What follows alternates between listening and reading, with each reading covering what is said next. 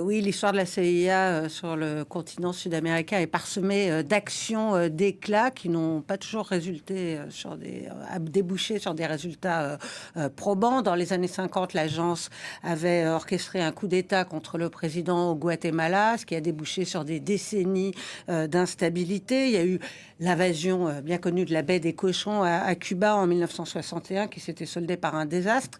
Elle a tenté d'assassiner Fidel Castro à plusieurs reprises. Elle est impliquée dans la mort du Che Guevara. Elle a tenté plusieurs opérations en Bolivie. Elle a été aussi impliquée dans le coup d'État au Brésil en 64.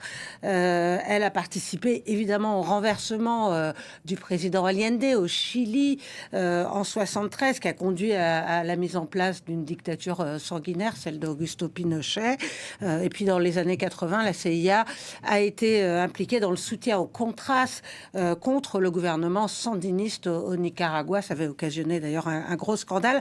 Alors ces dernières années, l'agence avait développé plutôt une politique de collaboration avec les États, avec les gouvernements d'Amérique latine, notamment dans le cadre de la lutte contre les cartels de drogue, avec du partage de renseignements. Mais cette collaboration, cette coopération interdit toute action directe sur les territoires de ces pays.